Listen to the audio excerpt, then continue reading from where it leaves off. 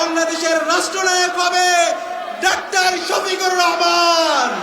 আপনারা কি পারবেন লক্ষ্মীপুরের 4টি আসন ডাক্তার শফিকুর রহমান ভাইকে উপহার দিতে? তারুণ্যের প্রথম ভোট দাঁড়িপাল্লার পক্ষে হোক, তারুণ্যের প্রথম ভোট শাপলা কলির পক্ষে হোক।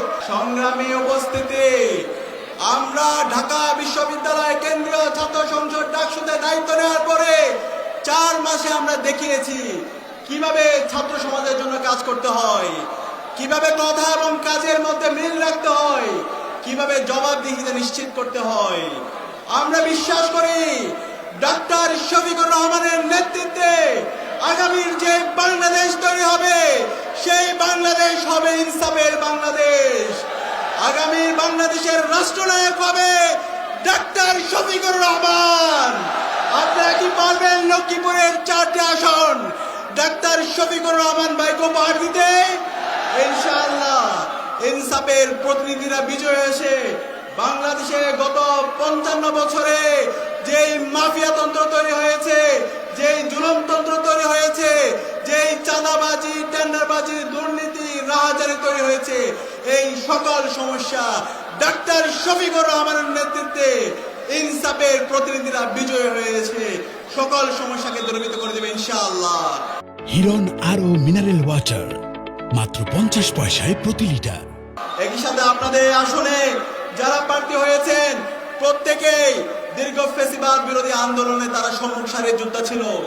সর্বশেষ জুলাই বিপ্লবে 4 জন প্রার্থী তারা সামনে থেকে এবং নেপথ্য থেকে নেতৃত্ব দিয়েছেন। ইসলামী ছাত্র শিবিরের সাবেক কেন্দ্রীয় সভাপতি ডক্টর রেজাউল করিম জুলাই বিপ্লবের সামনে থেকে এবং পেছন থেকে নেতৃত্ব দিয়েছেন এবং গত 1.5 বছর জুড়ে ইনসাফের বাংলাদেশ বিনির্মাণ করার জন্য কাজ করেছেন। একই সাথে মাহবুব আলম শাপলা কলির প্রতিনিধি, তিনি জুলাই বিপ্লব এবং জুলাই বিপ্লব পরবর্তী তিনি কাজ করে গিয়েছেন।